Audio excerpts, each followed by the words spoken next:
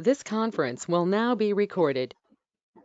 Hare Krishna, welcome back to our online Bhagavad Gita reading retreat lab. So, in the last sessions, we have completed the chapter number 3. So, where we have seen in the last that Krishna explained how lust covers knowledge and how ignorance binds us. He recommended Karma Yoga for attaining transcendental knowledge. Thus, after urging Arjuna to be transcendental with the help of knowledge, he now explains what that knowledge is and how it is received. So here, if you see the chapter 4, if you see the mind map, the chapter 4 is entitled, named as the transcendental knowledge. So here, we are going to start the chapter number 4 today. And this chapter has total 42 verses, and it has been divided logically 5 different sections. So today we are going to start with the first section, which is having 10 verses, the verse number 1 to verse number 10, and it is all about transcendental knowledge about Krishna. So before we move to the Veda base, I will just give a quick snapshot of this section. So this section is all about transcendental knowledge about Krishna. As we know, the supreme authority, Krishna, spoke this knowledge earlier to Vivashan, and now he speaks it again to Arjuna because he is Krishna's devotee and friend. Although Krishna is unborn, he comes into this world to re-establish religion, to protect his devotees, and to kill the demoniac. Anyone who understands this knowledge will attain love for Krishna and go back to Godhead at the end of this life. So now, without any delay, let's move to the Veda base. So as usual, we will not be going through word by word meaning. Directly, we will read the translation and purport of this, each and every sloka. Chapter number 4, verse number 1. Translation. The personality of Godhead, Lord Sri Krishna said, I instructed this imperishable science of yoga to the sun god, Vivaswan, and Vivaswan instructed it to Manu, the father of mankind, and Manu in turn instructed it to Ikshaku. Purport. Herein we find the history of the Bhagavad Gita traced from a remote time when it was delivered to the royal order of all planets, beginning from the sun planet. The kings of all planets are especially meant for the protection of the inhabitants, and therefore the royal order should understand the science of Bhagavad Gita in order to be able to rule the citizens and protect them from material bondage to lust. Human life is meant for cultivation of spiritual knowledge in eternal relationships with the Supreme Personality of Godhead, and the executive heads of all states and all planets are obliged to impart this lesson to the citizens by education, culture, and devotion. In other words, the executive heads of all states are intended to spread the science of Krishna consciousness so that the people may take advantage of this great science and pursue a successful path, utilizing the opportunity of the human form of life. In this millennium, the sun god is known as Vivashwan, the king of the sun, which is the origin of all planets within the solar system. In the Brahma Samhita 5.52, it is stated Yachakhyur Esha Shavita Sakala Grahanam Raja Samasta Suramurti Asves Tejaha Yashagya Pramati Samritara Kala Chakro Govindam Adi Purusham Tamaham Bhajami. The meaning, let me worship. Lord Brahma said, the Supreme Personality of Godhead, Govinda, Krishna, who is the original person and under whose order the sun, which is the king of all planets, is assuming immense power and heat. The sun represents the eye of the law and traverses its orbit in obedience to his order. The sun is the king of the planets, and the sun god at the present name of is Vivaswan rules the sun planet, which is controlling all other planets by supplying heat and light. He is rotating under the order of Krishna, and Lord Krishna originally made Vivaswan his first disciple to understand the science of Bhagavad Gita. The Gita is not therefore a speculative treatise for the insignificant mundane scholar, but is a standard book of knowledge coming down from time immemorial. In the Mahabharata, Santi Parva 348.51 to 52, we can trace out the history of the Gita as follows. Treta युगदौ च ततो विवस्वान् मनवे ददौ मनुश्च लोको वृद्धि अर्थम सुत्य शपे ददौ इक्ष्वाकुनश्च कथितो व्याप्य लोकम अश्वत्थ. In the beginning of the millennium known as Treta Yoga, this science of the relationship with the Supreme was delivered by Vivaswan to Manu. Manu, being the father of mankind, gave it to his son Maharaj Ikshvaku, the king of this earth planet and forefather of the Raghu dynasty, in which Lord Ramachandra appeared. Therefore, Bhagavad Gita existed in human society from the time of Maharaj Ikshvaku. At the present moment, we have just passed through 5,000 years of the Kali Yuga, which lasts 432,000 years. Before this, there was Dwapar Yuga, which was approximately 8 lakh years. And before that, there was Treta Yuga, 12 lakh years. Thus, some 20 lakh 5,000 years ago, Manu spoke the Bhagavad Gita to his disciple and son Maharaj Ikshvaku, the king of this planet Earth. The age of the current Manu is calculated to last some 3,053 lakh years, of which 120 1,204 lakh have passed.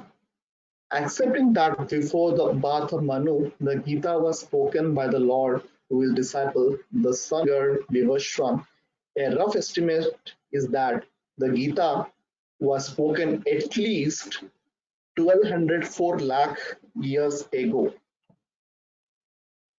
And in human society, it has been extant for 2 million years. It was re-spoken by the Lord again to Arjuna about 5,000 years ago. That is a rough estimate of the history of the Gita. According to Gita itself and according to the version of the speaker, Lord Sri Krishna, it was spoken to the sun god Vivaswan because he is also a Kshatriya and is the father of Kshatriya who are descendants of the sun god or the Surya Vamsa Kshatriyas. Because Bhagavad Gita is as good as the Vedas, being spoken by the Supreme Personality of Godhead, this knowledge is of Aurishya, superhuman.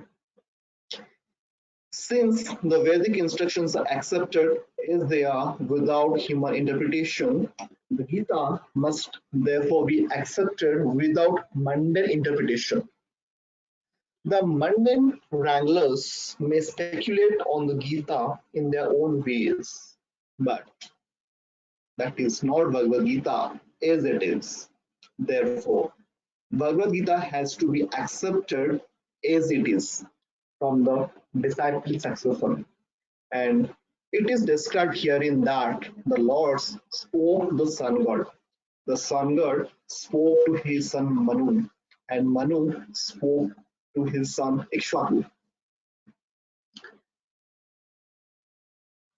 Now we will move to the next verse, chapter number 4, verse number 2. Translation. This supreme science was thus received to the chain of disciplic succession, and the saintly kings understood it in that way. But in course of time, the succession was broken, and therefore the science as it is appears to be lost. Purport. It is clearly stated that the Gita was especially meant for the saintly kings because they were to execute its purpose in ruling over the citizens. Certainly, Bhagavad Gita was never meant for the demonic persons who dissipate its value for no one's benefit and would devise all types of interpretations according to personal whims. As soon as the original purpose was scattered by the motives of the unscrupulous commentators, there arose the need to re-establish the disciplic succession. 5,000 years ago, it was detected by the Lord Himself that the disciplic succession was broken, and therefore He declared that the purpose of the Gita appeared to be lost. In the same way, at the present moment also, there are so many editions of the Gita, especially in English, but almost all of them are not according to authorized disciplic succession. There are innumerable interpretations rendered by different mundane scholars, but almost all of them do not accept the Supreme Personality of Godhead, Krishna, although they make a good business on the words of Sri Krishna. This spirit is demoniac. Why? Because the demons do not believe in God, but simply enjoy the property of the Supreme. Since there is a great need of an edition of the Gita in English, as it is received by the Parampara, disciplic succession system, an attempt is made herewith to fulfill this great want. Bhagavad Gita, accepted as it is a great boon to humanity. But if it is accepted as a treatise of philosophical speculations, it is simply a waste of time. Now we will move to the next verse, chapter number 4, verse number 3.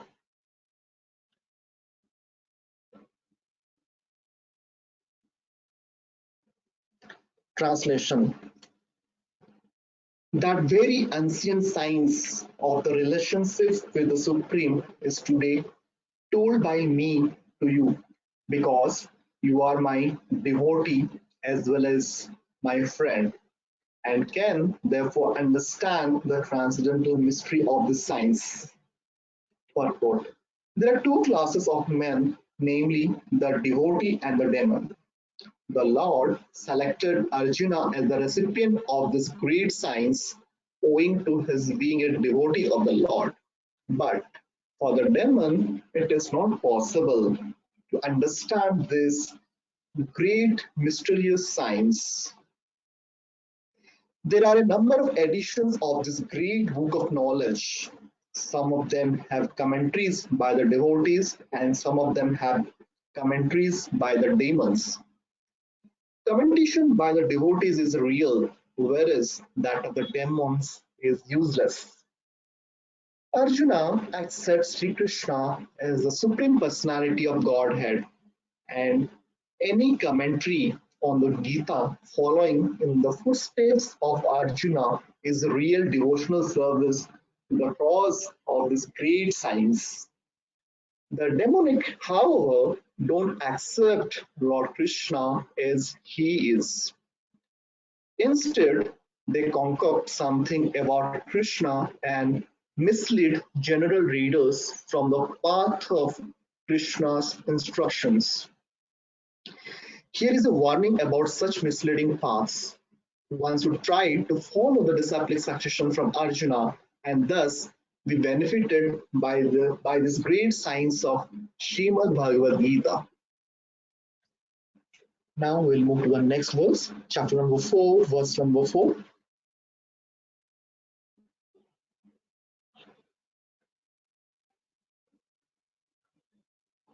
Translation. Arjuna said, the son Garvivashwan is senior by birth to you. How am I to understand that in the beginning you instructed this science to him? Purport. Arjuna is an accepted devotee of the Lord, so how could he not believe Krishna's words? The fact is that Arjuna is not inquiring for himself, but for those who do not believe in the Supreme Personality of Godhead, or for the demons who do not like the idea that Krishna should be accepted as the Supreme Personality of God. For them, only Arjuna inquires on this point, as if he were himself not aware of the personality of Godhead or Krishna. As it will be evident from the 10th chapter, Arjuna knew perfectly well that Krishna is the Supreme Personality of Godhead, the fountainhead of everything, and the last word in transcendence. Of course, Krishna also appeared as the son of Devaki on this earth. How Krishna remained the same Supreme Personality of Godhead, the eternal original person, is very difficult for an ordinary man to understand. Therefore, to clarify this point, Arjuna put this question before Krishna so that he himself could speak authoritatively. That Krishna is the supreme authority is accepted by the whole world, not only at present, but from time immemorial. And the demons alone reject him. Anyway, since Krishna is the authority accepted by all, Arjuna put this question before him in order that Krishna would describe himself without being depicted by the demons, who always try to distort him in a way understandable to the demons and their followers. It is necessary that everyone for his own interest know the science of Krishna.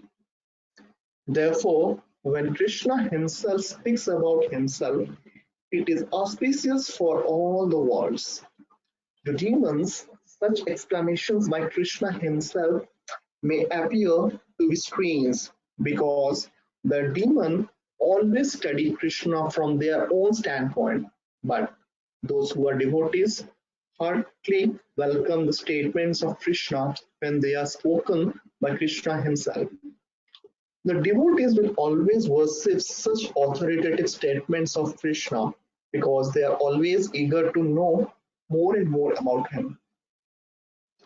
The atheist who consider Krishna an ordinary man may in this way come to know that Krishna is superhuman, that he is Satchidanand Vigraha, the eternal form of bliss and knowledge, that he is transcendental, and that he is above the domination of the modes of material nature and above the influence of time and space. A devotee of Krishna like Arjuna is undoubtedly above any misunderstanding of the transcendental position of Krishna. Arjuna's putting this question before the Lord is simply an attempt by the devotee to defy the atheistic attitude of persons who consider Krishna to be an ordinary human being, subject to the modes of material nature. Now we'll move to the next verse, chapter number 4, verse number 5.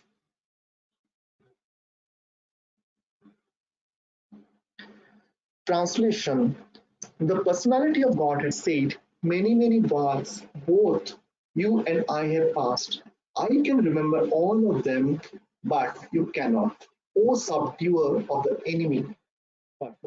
In the Brahmashanta 5.33, we have information of many, many incarnation of the Lord. It is stated here, Advaitam Achyutam Anadi Ananta Rupam Adyam Purana Purusham Navayauvanam Sha Vedesu Durlabham Adurlabham Atma Bhakto Govindam Adi Purusham Tamaham Bhajam. I worship the Supreme Personality of Godhead Govinda, Krishna, who is the original person, absolute, infallible, without beginning, although expanded into unlimited forms. He is still the same original, the oldest, and the person always appearing as a fresh youth. Such eternal, blissful, all-knowing forms of the Lord are usually not understood by even the best Vedic scholars, but they are always manifest to pure, unalloyed devotees. It is also stated in Brahma Samhita 5.39, Ramadi Murtishu Rana Niyamen system, Nanavataram Akarod Bhuvaneshu Kintu, Krishna Swayam Sambhavat Paramam Pumanyo, Govindam Adipurusham Tamaham Bhajami. I worship the Supreme Personality of God in Govinda Krishna, who is always situated in various incarnations such as Rama, Nrsimha, and many sub-incarnations as well. But who is the original personality of Godhead known as Krishna and who incarnates personally also? In the Vedas also it is said that the Lord, although one without a second, manifests himself in innumerable forms. He is like Vaidurya stone, which changes color yet still remains one. All those multiforms are understood by the pure, unallied devotees, but not by a simple study of the Vedas. Vedesu Durlabham Adurlabham Atmabhakto. Devotees like Arjuna are constant companions of the Lord, and whenever the Lord incarnates, the associate devotees also incarnate in order to serve the Lord in different capacities. Arjuna is one of these devotees, and in this verse, it is understood that some millions of years ago, when Lord Krishna spoke the Bhagavad Gita, the sun god Vivashwan Arjuna, in a different capacity, was also present. But the difference between the Lord and Arjuna is that the Lord remembered the incident, whereas Arjuna couldn't remember. That's the difference between the part and parcel living entity and the Supreme Lord. Although Arjuna is addressed herein as the mighty hero who could subdue the enemies, he is unable to recall what had happened in his various past paths. Therefore, a living entity, however great he may be in the material estimation, can never equal the Supreme Lord. Anyone who is a constant companion of the Lord is certainly a liberated person, but he cannot be equal to the Lord. The Lord is described in the Brahma Samhita as infallible, Achyuta, which means that he never forgets himself, even though he is in material contact. Therefore, the Lord and the living entity can never be equal in all respects, even if the living entity is as liberated as Arjuna. Although Arjuna is a devotee of the Lord, he sometimes forgets the nature of the Lord, but by the divine grace, a devotee can at once understand the infallible condition of the Lord, whereas a non devotee or a demon cannot understand this transcendental nature. Consequently, These descriptions in the Gita cannot be understood by demoniac brains. Krishna remembered acts which were performed by him millions of years before, but Arjuna couldn't, despite the fact that both Krishna and Arjuna are eternal in nature. We may also note herein that a living entity forgets everything due to his change of body, but the Lord remembers because he doesn't change his Satchidananda body. He is Advaita, which means there is no distinction between his body and himself. Everything in relation to him is spirit, whereas the conditioned soul is different from his material body.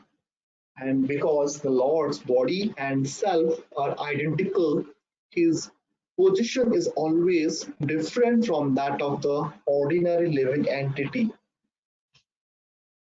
Even when he descends to the material platform, the demons cannot adjust themselves to this transcendental nature of the Lord, which the Lord himself explains in the following verse. Now we'll move to the next verse, chapter number 4, verse number 6.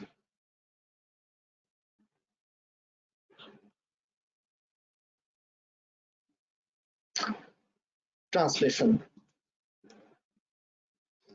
Although I am unborn and my transcendental body never deteriorates, and although I am the Lord of all living entities, I still appear in every millennium in my original transcendental form.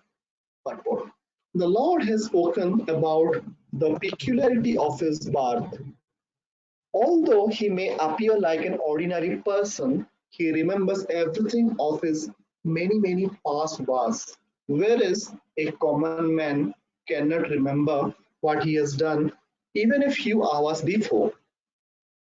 If someone is asked what he did exactly at the same time one day earlier, it would be very difficult for a common man to answer immediately. He would surely have to dress his memory to recall what he was doing exactly at the same time one day before. And yet, men often dare claim to be God or Krishna. One should not be misled by such meaningless claims. Then again, the Lord explains his Prakriti or his form. Prakriti means nature as well as Swarupa or one's own form.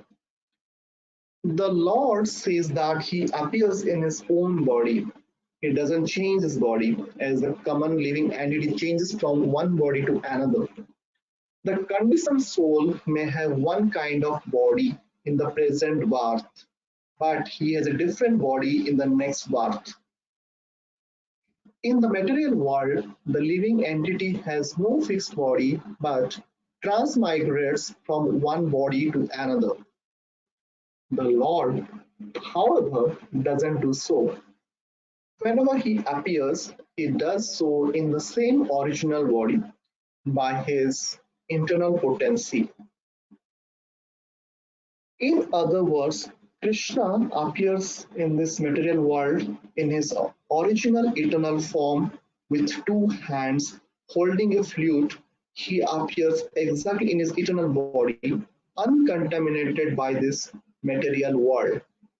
Although he appears in the same transcendental body and is Lord of the universe, he still appears that he takes his birth like an ordinary living entity. And although his body doesn't deteriorate like a material body, it still appears that Lord Krishna grows from childhood to boyhood and from boyhood to youth. But astonishingly enough, he never ages beyond youth. At the time of the Battle of Kurukshetra, he had many grandchildren at home, or in other words, he had sufficiently aged by material calculations. Still, he looked just like a young man, 20 or 25 years old. We never see a picture of Krishna in old age because he never grows old like us, although he is the oldest person in the whole creation, past, present, and future. Neither his body nor his intelligence ever deteriorates or changes. Therefore, it is clear that in spite of his being in the material world, he is the same unborn, eternal form of bliss and knowledge, changeless in his transcendental body and intelligence. Actually, his appearance and disappearance are like the sun's rising, moving before us, and then disappearing from our eyesight. When the sun is out of sight, we think that the sun has set. And when the sun is before our eyes, we think that the sun is on the horizon. Actually, the sun is always in its fixed position, but owing to our defective, insufficient senses, we calculate the appearance and disappearance of the sun in the sky. And because Lord Krishna's appearance and disappearance are completely different from that of an ordinary common living entity, it is evident that he is eternal, blissful knowledge by his internal potency, and he is never contaminated by material nature. The Vedas also confirm that the Supreme Personality of Godhead is unborn, yet he still appears to take his birth in multi manifestations. The Vedic supplementary literatures also confirm that even though the Lord appears to be taking his birth, he is still without change of word. In the Bhagavatam, he appears before his mother as Narayana with four hands and the decorations of the six kinds of full opulences. His appearance in his original eternal form is his causeless mercy bestowed upon the living entities so that they can concentrate on the Supreme Lord as He is and not on mental concoctions or imaginations, which the impersonalist wrongly thinks the Lord's forms to be. The word Maya or Atma Maya refers to the Lord's causeless mercy according to the Vishwakosh dictionary.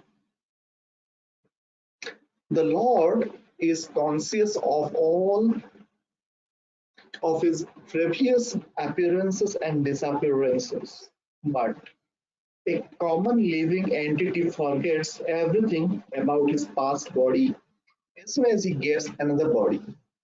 He is the Lord of all living entities because he performs wonderful and superhuman activities while he is on this earth. Therefore, the Lord is always the same absolute truth and is without differentiation between his form and self or between his quality and body. A question may now be raised to as to why the Lord appears and disappears in this world. This is explained in the next verse. Now we will move to the next verse, chapter number 4, verse number 7.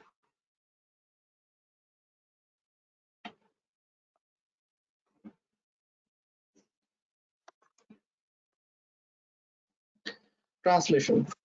Whenever and wherever there is a decline in religious practice, O descendant of Bharata, and a predominant rise of irreligion, at that time I descend myself. Purport. The word Srizami is significant herein. Srizami cannot be used in the sense of creation because, according to the previous verse, there is no creation of the Lord's form or body, since all of the forms are eternally existent. Therefore, Srizami means that the Lord manifests himself as he is. Although the Lord appears on schedule, namely at the end of the Dwapar Yuga of the 28th millennium of the seventh Manu in one day of Brahma, he has no obligation to adhere to such rules and regulations because he is completely free to act in many ways at his will. He therefore appears by his own will whenever there is a predominance of irreligiosity and a disappearance of true religion. Principles of religion are laid down in the Vedas, and any discrepancies in the matter of properly executing the rules of the Vedas makes one irreligious. In the Bhagavatam, it is stated that such principles are the laws of the Lord. Only the Lord can manufacture a system of religion. The Vedas are also accepted as originally spoken by the Lord Himself to Brahma from within his heart. Therefore, the principles of dharma or religion are the direct orders of the Supreme Personality of Godhead. Dharmam tu sakshat bhagavat pranitam. These principles are clearly indicated throughout the Bhagavad Gita. The purpose of the Vedas is to establish such principles under the order of the Supreme Lord, and the Lord directly orders at the end of the Gita that the highest principle of religion is to surrender unto Him only and nothing more. The Vedic principles push one towards complete surrender unto Him, and whenever such principles are disturbed by the demoniac, the Lord appears. From the Bhagavatam, we understand that Lord Buddha is the incarnation of Krishna who appeared when materialism was rampant and materialists were using the pretext of the authority of the Vedas.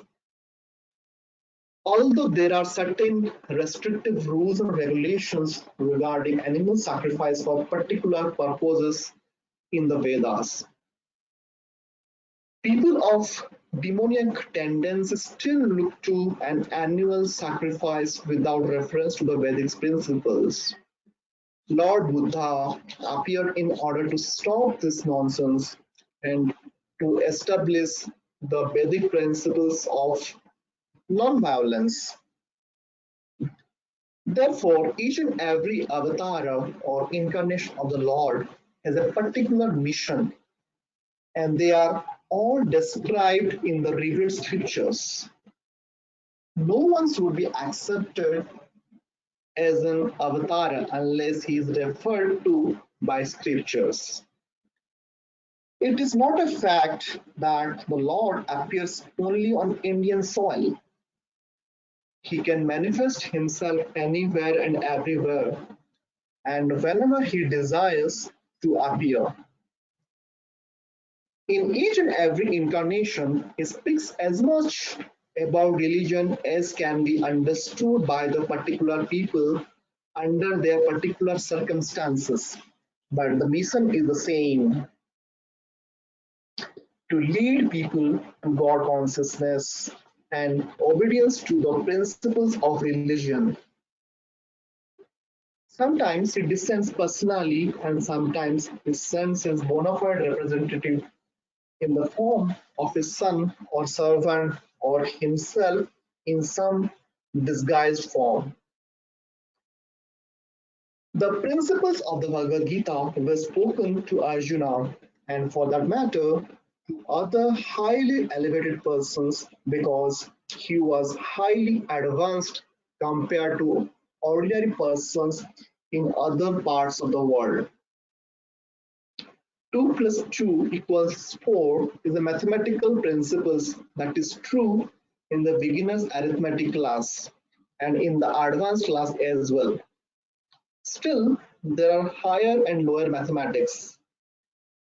In all incarnations of the Lord, therefore, the same principles are taught, but they appear to be higher and lower in varied circumstances. The higher principles of religion begin with the acceptance of the four orders and four statuses of social life, as will be explained later. The whole purpose or the mission of the incarnation is to arouse Krishna consciousness everywhere. Such consciousness is manifest and non-manifest only under different circumstances. Now we will move to the next verse, chapter number 4, verse number 8. Translation: to deliver the pious and to annihilate the miscreants, as well as to re-establish the principles of religion, I myself appear millennium after millennium. Purport. According to Bhagavad Gita, a sadhu, holy man, is a man in Krishna consciousness. A person may appear to be irreligious, but if he has the qualification of Krishna consciousness wholly and fully, he is to be understood to be a sadhu. And this kritam applies to those who do not care for Krishna consciousness. Such miscreants or duskritam are described as foolish and the lowest of mankind, even though they may be decorated with mundane education, whereas a person who is 100% engaged in Krishna consciousness is accepted as a sadhu. Even though such a person may be neither learned nor well cultured, as far as the atheistic are concerned, it is not necessary for the Supreme Lord to appear as he is to destroy them, as he did with the demons Ravana and Kamsa. The Lord has many agents who are quite competent to vanquish demons. But the Lord especially descends to appease his unalloyed devotees who are always harassed by the demoniac. The demon harasses the devotee even though the latter may happen to be his kin. Although Prahlad Maharaj was the son of Hiranyakashipu, he was nonetheless persecuted by his father, although Devaki, the mother of Krishna, was a sister of Kamsa. She and her husband Vasudev were persecuted only because Krishna was to be born of them. So Lord Krishna appeared primarily to deliver Devaki rather than kill Kamsa, but both were performed simultaneously. Therefore, it is said here that to deliver the devotee and vanquish the demon miscreants, the Lord appears in different incarnations. In the Chaitanya Charitamrita of Krishnadas Kaviraj, the following verses, Madhyalila 20.263 to 264, summarize the principles of incarnation. सृष्टि हेतु ये मूर्ति प्रपंच अवतारे से ईश्वर मूर्ति अवतार नामधारे मयत्ता परव्योमे सवार अवस्थान विश्व अवतारी धारे अवतार नाम. The avatar or incarnation of Godhead descends from the kingdom of God for material manifestation. And the particular form of the personality of Godhead who so descends is called an incarnation or avatar. Such incarnations are situated in the spiritual world, the kingdom of God. When they descend to the material creation, they assume the name avatar. There are various kinds of avatars, such as Purusha avatars, Gunavatars, Lilavatars, Satyavesh avatars, Manvantara avatars, and Yugavatars, all appearing on schedule all over the universe. But Lord Krishna is the primeval Lord, the fountainhead of all avatars. Lord Sri Krishna descends for the specific purpose of mitigating the anxieties of the pure devotees who are very anxious to see him in his original Vrindavana pastimes. Therefore, the prime purpose of the Krishna avatar is to satisfy his unalloyed devotees. The Lord says that he incarnates himself in every millennium. This indicates that he incarnates also in the age of Kali. As stated in the Srimad Bhagavatam, the incarnation in the age of Kali is Lord Chaitanya Mahaprabhu, who spread the worship of Krishna by the Sankirtan movement, congregational chanting of the holy names, and spread Krishna consciousness throughout India. He predicted that this culture of Sankirtana would be broadcast all over the world, from town to town and village to village. Lord Chaitanya, as the incarnation of Krishna, the personality of Godhead, is described secretly but not directly in the confidential parts of the revealed scriptures, such as the Upanishads, Mahabharata, and Bhagavatam. The devotees of Lord Krishna are very much attracted by the Sankirtana movement of Lord Chaitanya. This avatar of the Lord doesn't kill the miscreants but delivers them by his causeless mercy. Now we will move to the next verse, chapter number 4, verse number 9.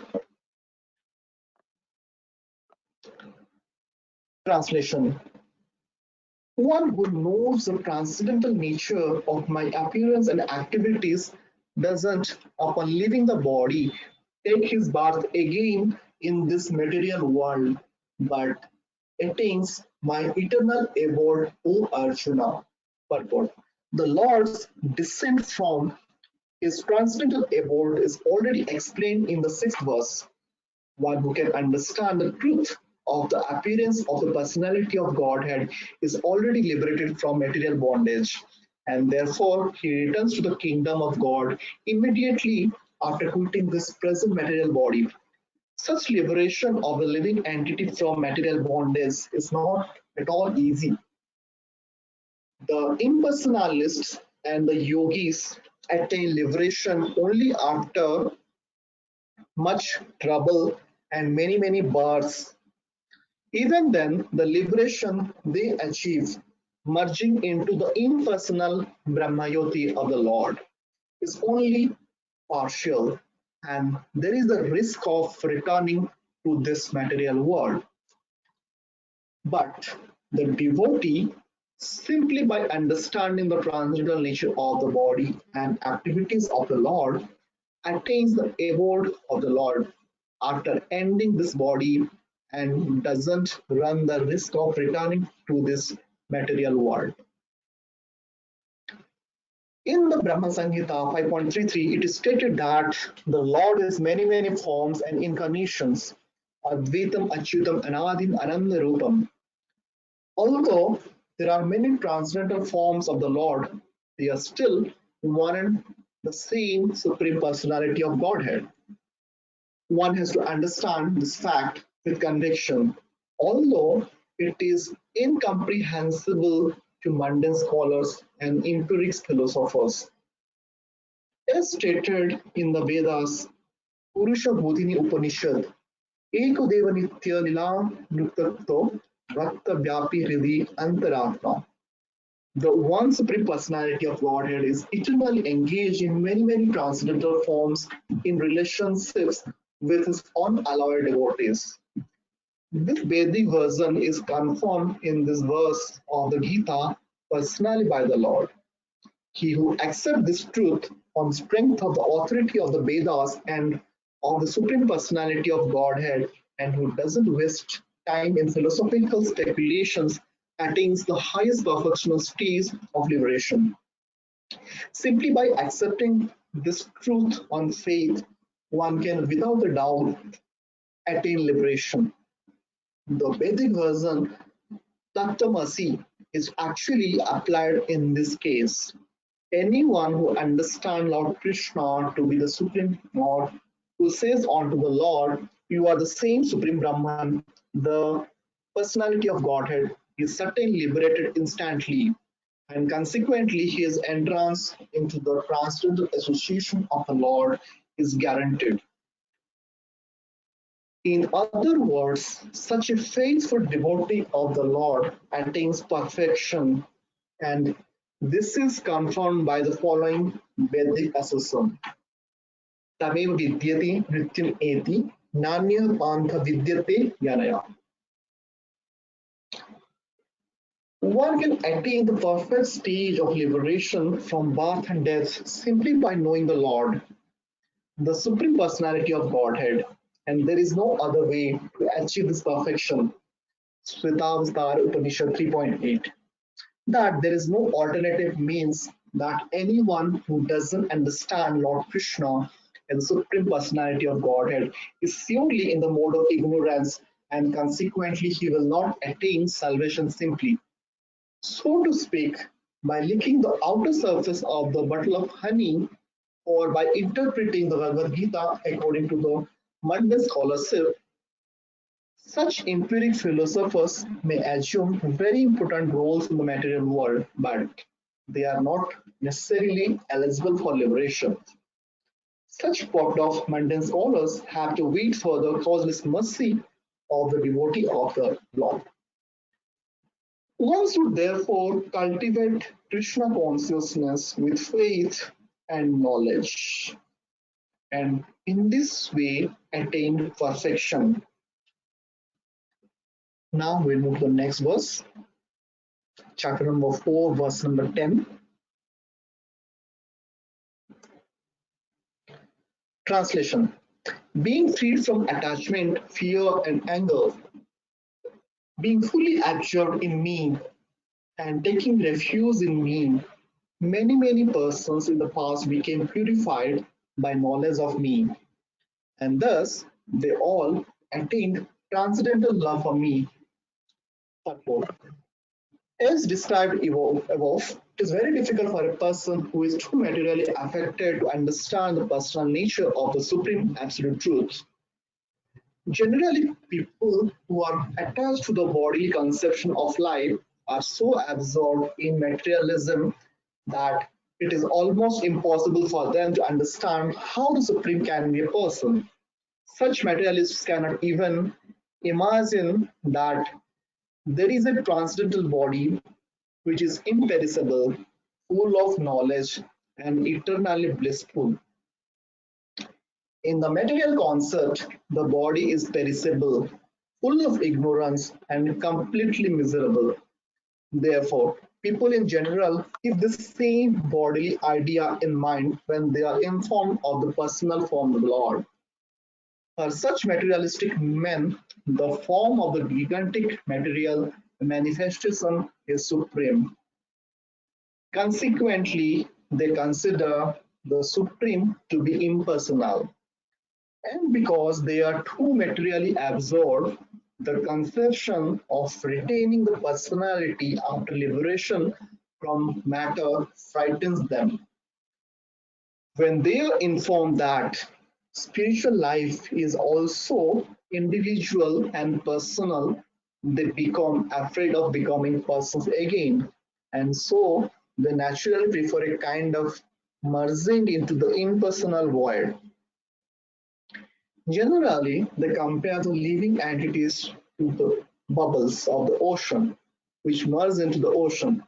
That is the highest perfection of spiritual existence, attainable without individual personality. This is a kind of fearful state of life, devoid of perfect knowledge of spiritual existence. Furthermore, there are many persons who cannot understand spiritual existence at all. Being embarrassed by so many theories and by contradictions of various types of philosophical speculation, they become disgusted or angry and foolishly conclude that there is no supreme cause and that everything is ultimately void. Such people are in a diseased conditions of life. Some people are too materially attached and therefore do not give attention to spiritual life. Some of them want to merge into the supreme spiritual cause, and some of them disbelieve in everything, being angry at all sorts of spiritual speculation out of hopelessness. This last class of men take to the shelter of some kind of intoxication, and their affective hallucinations are sometimes accepted as spiritual vision. One has to get rid of all three stages of material consciousness: attachment to material life, fear of spiritual, personal identity, and the conception of void that arises from frustration in life. To get free from these three stages of material concept of life, one has to take complete shelter of the Lord, guided by the bona fide spiritual master, and follow the disciplines and regulative principles of devotional life. The last stage of the devotional life is called bhava, or transcendental love of God. According to Bhakti Rashamrit Sindhu 1.4.15 to 16, the signs of devotional service आदौ श्रद्धा तथा साधु संगो भजन क्रिया ततो अनर्थ निवृत्ति शत ततो निष्ठा रुचिस्तता अस्थशक्तिस्ततो भावस ततः प्रेम विद्युनिच्यति साधकानाम् अयं प्रेमः प्रभुर्भवे भवेत् क्रमः. In the beginning, one must have a preliminary desire for self-realization. This will bring one to a stage of trying to associate with persons who are spiritually elevated.